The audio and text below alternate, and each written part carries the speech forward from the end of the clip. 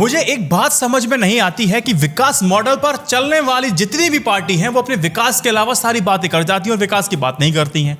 उत्तर प्रदेश में अभी चुनाव होने वाला है, आप सबको पता है। एनालिसिस मैं करूंगा वीडियो में आगे, लेकिन एक सिंपल सा मैं आपको एक ओवरव्यू दे देता हूं कि सरकार इस समय दूसरे मुद्दों पर बात क्यों करती है। क्योंकि अभी योगी सरकार ऐसी बात कर रही है, वो अब्बा जान और डब्बा जान की बात कर रहे हैं। जैसे कि क्यों कर रहे हैं? क्योंकि सरकार किसान आंदोलन, कोविड में हुई मौतें, डेंगू के प्रकोप, बेरोजगारी, महंगाई जैसे मुद्दों से सिंपल है वो आपका ध्यान भटकाना चाहती है।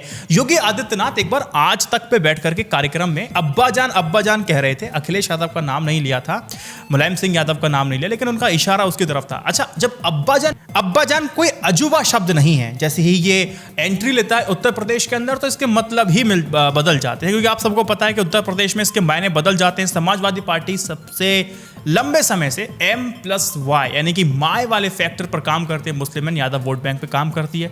इसी समीकरण के सहारे उसने सियासी आधार अपना मजबूत किया है। इस लिस्ट में कांग्रेस भी है, बसपा भी शामिल है। तो एक शब्द से विपक्षी दलों पर निशाना साधना बहुत आसान हो जाता है और इस शब्द के सहारे अप्रत्यक्ष तौर पर मुसलमान जो समुदाय है, जो मुस्लिम समुदाय है, उस पर निशाना साधना बहुत ही आसान हो जाता है सिर्फ एक अब्बा जान करके। और इसी के साथ योगी आदित्यनाथ अपने वोटरों को साफ संदेश दे देते हैं कि इस बार भी लड़ाई इन लोगों से है। और दूसरी बात, अब देखिए, तालिबान ने जिस समय अफगानिस्तान पर कब्जा किया है उसके बाद योगी आदित्यनाथ को समझो कि भैया 56 भोगों की जो थाली है लगी लगाई मिल गई है। उत्तर प्रदेश में तालिबान का नाम ले लेकर के सिंपल सी बात है, इसका ध्रुवीकरण किया जा रहा है और फिर से हिंदू मुस्लिम करने की कोशिश कर दी गई है। देखिए, योगी आदित्यनाथ ने इस मौके को, इस दस्तूर को बखूबी निभाया। उन्होंने ट्वीट किया था। देखो, ट्वीट में वो लिखते हैं कि राम भक्तों पर गोली चलाने वाली तालिबान समर्थक जातिवादी वंशवादी मानसिकता को प्रदेश की जनता कतई बर्दाश्त ना करे। याद रखिएगा, बिच्छू कहीं भी होगा वो सिंपल सा डसेगा। अब विपक्ष भी इस पे क्या सवाल जवाब देगा? देखिए, राम भक्तों पर गोली चलाने वाले राम मंदिर बनाते, क्या गोली चलाने वाले और दंगा कराने वाले कश्मीर से धारा 370 हटाते, तालिबान का समर्थन करने वाले 3 तलाक को रोकते?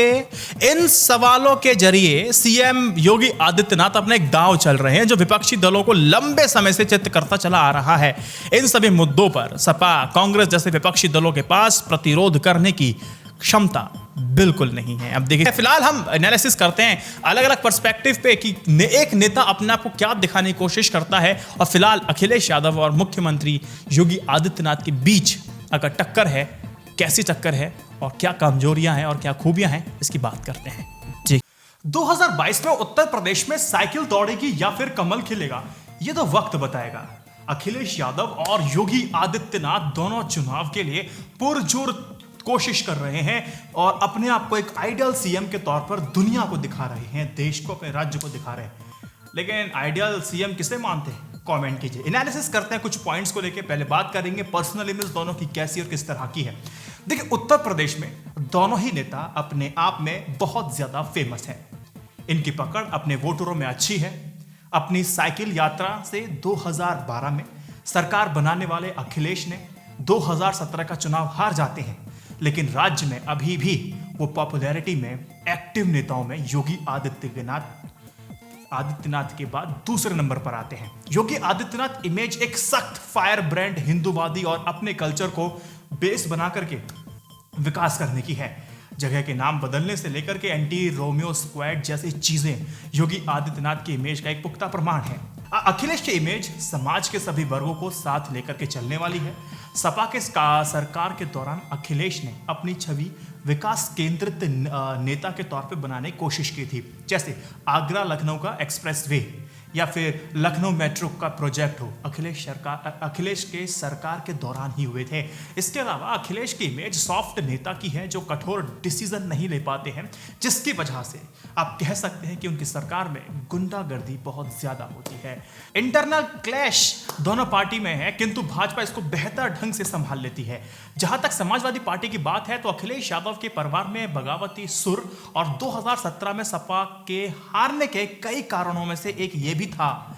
मुलायम सिंह यादव और शिवपाल यादव की सोच और विचारधारा अखिलेश की सोच से कहीं ज्यादा अलग है और पार्टी की जो कार्यकारिणी पर भी इसका असर देखने को मिलता है। देखो, भाजपा में भी केशव प्रसाद मौर्य ने खुद को हमेशा एज अ मुख्यमंत्री का दावेदार हमेशा से माना, बीच में नाराज भी हुए थे और कई सारे एमएलए योगी आदित्यनाथ के काम के सख्त अंदाज से बिल्कुल पसंद नहीं करते हैं। अगर बात स्ट्रेंथ की जाए तो भाजपा का केंद्र में सरकार का होना एक प्लस पॉइंट है।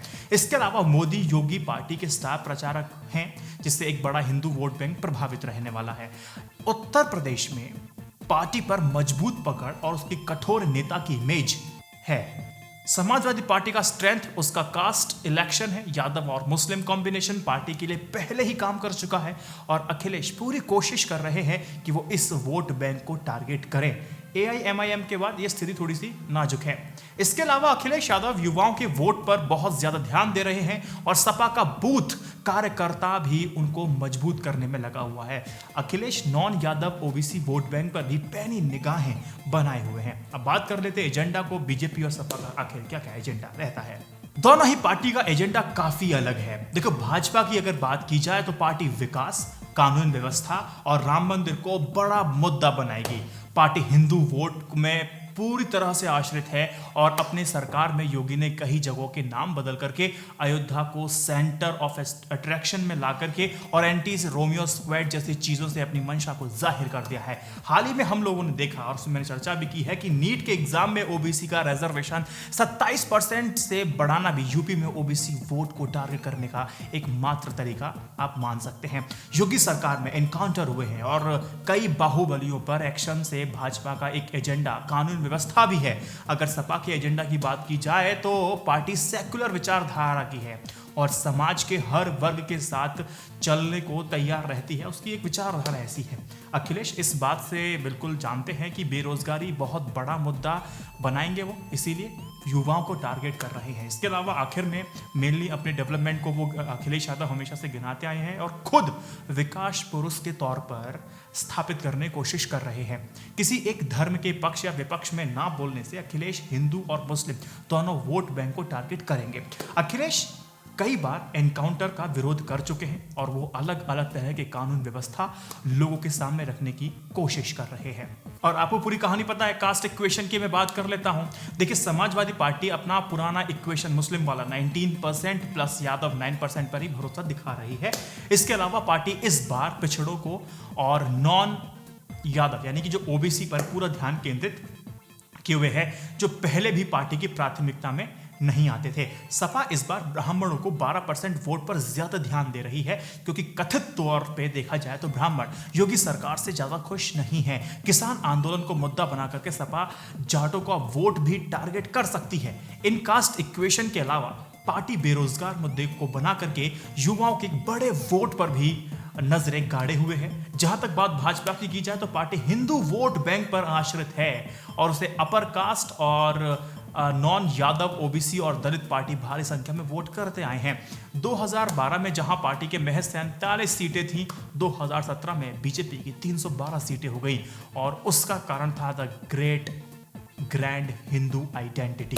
इसके अलावा पार्टी मुस्लिम महिलाओं को वोट को हमेशा से टारगेट करती रही है और इस बार भी टारगेट करेगी। तो पिछली बार हमने देखा 3 तलाक खत्म करने के बाद ही एक वो तरीका था कि मुस्लिम वोट बैंक महिलाओं का लाया जाए। एक बर्निंग टॉपिक इस समय क्या है, कुछ ऐसे मुद्दे हैं जो इस चुनाव में अपना असर जरूर डालेंगे और दोनों में किस पार्टी का फायदा होने जा रहा है। बात करता हूं पहले राम मंदिर की।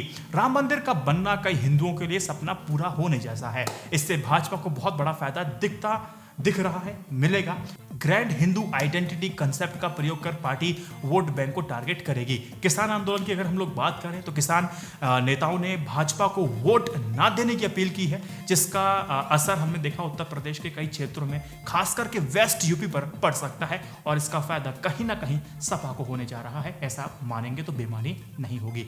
कानून व्यवस्था की अगर बात करें तो योगी कानून व्यवस्था पर बहुत ध्यान देते हैं। उन्होंने अपनी इमेज एक सख्त नेता के तौर पर बनाई है। वो बात बार बार लोगों को अखिलेश यादव के समय याद दिलाते हैं जब कानून व्यवस्था लाचार थी। अब देखिए, स्थिति दूसरी है। 2 स्क्रीनशॉट देखिए, अखिलेश यादव सरकार में क्या क्राइम थे और योगी आदित्यनाथ के में क्या क्राइम है। अगर बात कंक्लूजन की जाए तो मुख्यमंत्री की रेस में अभी भी योगी आदित्यनाथ आगे दिखाई दे रहे हैं। अखिलेश भी अपनी दावेदारी मजबूती से कर रहे हैं। भले ही लोकल ग्राम पंचायत में सपा ने भाजपा को पीछे छोड़ दिया हो, किंतु इसकी कोई गारंटी नहीं है कि यह चीज कैरी फॉरवर्ड हो जाएगी स्टेट असेंबली में यानी विधानसभा चुनाव में। उदाहरण के तौर पे हम लोग लोग देख सकते हैं कि राज्य का चुनाव भारी बहुमत जीतने के बाद भी लोकसभा में आम आदमी पार्टी फिसड्डी साबित होती है। उत्तर प्रदेश का चुनाव काफी दिलचस्प लग रहा है, जहां अगर आप समझेंगे अभी से किसी को विजेता घोषित कर दें तो ये बहुत गलत होने वाला है। और आपके हिसाब से क्रेडिबल सीएम कौन होने जा रहा है उत्तर प्रदेश का, कमेंट सेक्शन में जरूर बताइएगा। इस वीडियो को 3 व्हाट्सएप ग्रुप में शेयर जरूर कीजिएगा। ANI न्यूज इंडिया की जर्नलिज्म को सपोर्ट करने के लिए यूट्यूब और पेटीएम मेंबरशिप ले सकते हैं। जय Hind, Vande Mataram, stay updated, stay educated, सत्यमेव जयते। नमस्कार।